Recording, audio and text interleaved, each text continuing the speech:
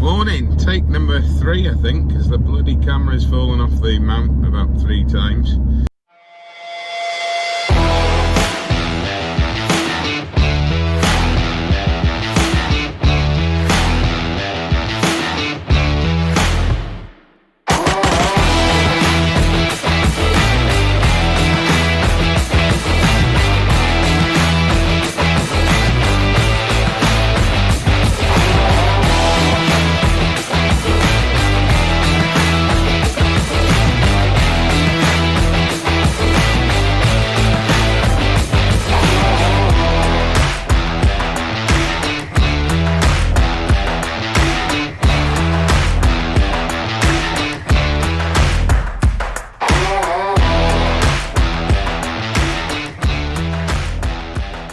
So yeah, thought it was about time, following recent videos from not only our channel but GCM's channel, reference the Purple Mk3 RS that we created 3 years ago now. So thought I'd just give people a bit of an insight as to what experience we've had with this car, good, bad and indifferent. I purchased the car from Adrian at RS Direct, as always.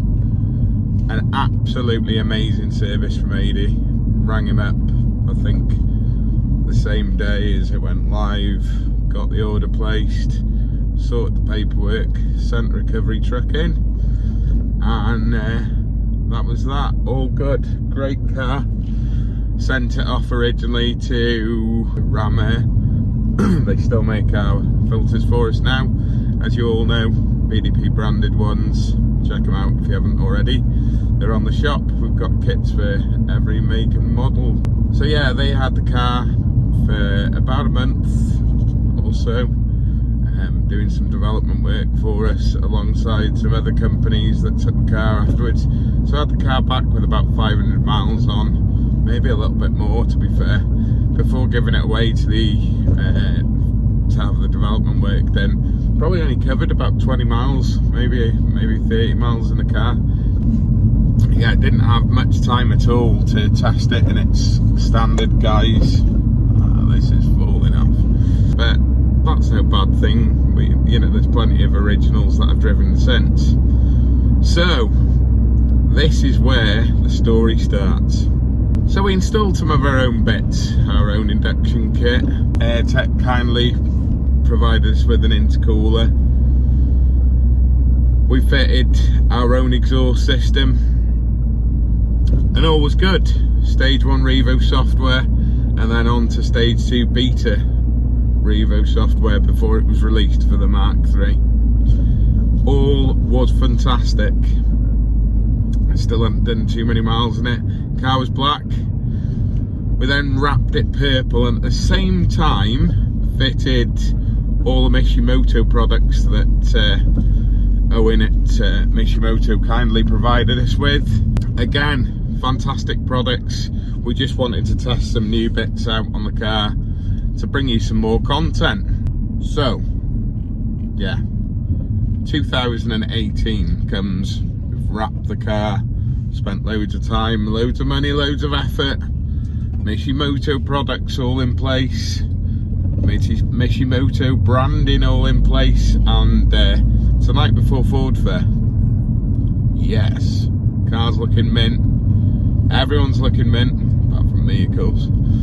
We get some purple t-shirts done to kind of mark the occasion. I set off in the RS to test people's reactions and to just grab the t-shirts. Now it's a very short journey up the road. Yeah, no real opportunity to exploit the roads at all. So on the way there, lost a bit of power, thought maybe boost leak. We hadn't had the opportunity to smoke test anything, so just took it easy. Thought still doesn't feel right. Checked underneath, pulled over myself deliberately, checked all the hose clamps. Anyway, nothing could be found, so I thought I'll carry on steadily. Got to my destination, about 5 or 6 miles up the road. Way back now, night before Ford Fair, remember? Get up the road, give the car a little blip. Thought, still doesn't feel right, I'll leave that alone. Anyway, drove a few more 100 meters on, and suddenly a big bang in a 40 zone. Thought, wow, what was that? Next thing, smoke. I thought, time to turn her off. So turned her off, let her coasted into a small town village up the road, and there it was, done. Now initially we thought it was the turbo that had gone because we couldn't see anything, so rang around quite a few tuners, to be fair. And Demon Pete, if you haven't, I don't know who Demon Pete is, look him up. He's a great guy, does quite a few Mark 3s these days and a lot of Mark 1s. He was the go-to guy, still is the go-to guy for the Mark 1 RS. There probably isn't anything that Peter doesn't know about that particular car. So Pete said, listen, I've got a turbo here, come and grab it, you can get it on tonight or tomorrow morning, all good.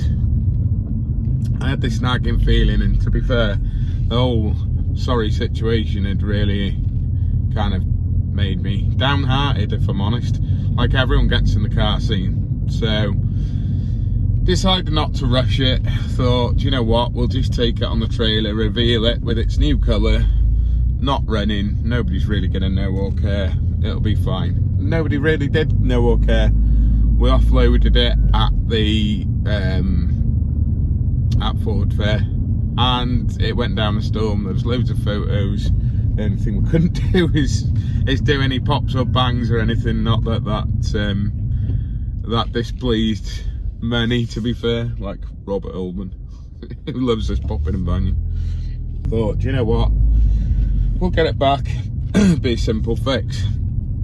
We threw it, Costa, not sponsored by Costa, but if Costa want to sponsor me, then I'll gladly accept it, the money I spend with you guys. So yeah, got it back into the unit, threw it in the corner. There it stayed for probably 6 months. Until a point where someone contacted me and said, do you know what? We can help you out with that. We've done gaffers, RS, tuned, etc. and so forth. Send it in to us, we'll hook you up with a bit of warranty. I was like, nah, do you know what? I'm just going to check the turbo on myself for now and just see where we go. Anyway, long story short, after a while we decided we were going to look at it. Lo and behold, it wasn't the turbo. We removed a spark plug and the electrode was flattened.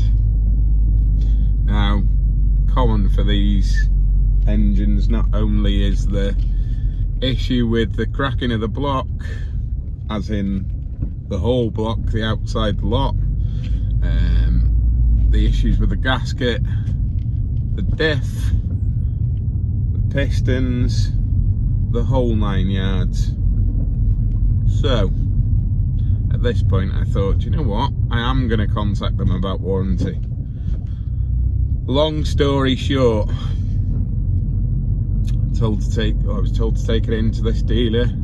Not a problem, we'll sort it out regardless, irrespective of anything. So I took it in. Not going to name said dealer, but it was a Ford main dealer because that's the only way you can get warranty done. Lo and behold, the next thing I know is that there's a post on social media slating the wrap on the car. Wow, it's an employee of the company. Now, I didn't ask them to take the car in to critique the work done by another installer to put this wrap on the car.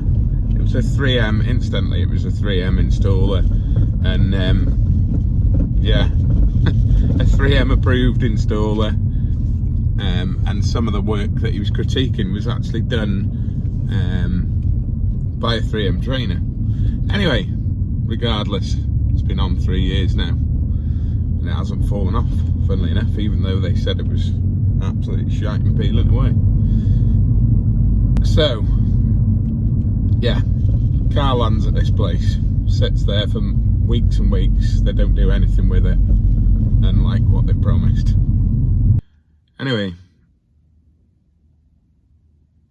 nothing other than a borescope down the spark plug opening. Now, we already knew that the electrode had been flattened on one of the plugs. We already knew that there was a big issue. So we already knew we were going to need a new engine, and we'd already discussed that with said Ford dealer, who said, don't worry, it'll be a new engine, it'll be under warranty, the car's only done, I can't remember what it did at the time, 7,000 miles or whatever it is. Don't worry, we've done this for other people regardless, irrespective of tune. We know of standard cars that have had replacement engines, more than one, simply because of whatever failure. 1 year down the line, the car's still at this said location. I'm still arguing about this replacement engine and the fact that it's been done for some and it's not being done for us, other than for the dealership to critique our car online for no reason whatsoever. So yeah, this journey has been a bittersweet one. We've ended up with a forged engine, we've ended up with all the Mishimoto products on it. But in fairness, it's been a real hard journey, and it's very difficult for me to not sell this car just purely on the basis of the fact that all the enjoyment, all the fun's been taken away. I'm still not confident in the vehicle. I don't really know why, because I've got a forged engine. Well, I do know why, and the reason why is that other things break that we haven't addressed, like diffs and stuff. Yeah, it's just a bittersweet thing, and I know that people suffer this same fate whenever. I could suffer the same fate with the forged engine that we've got in it.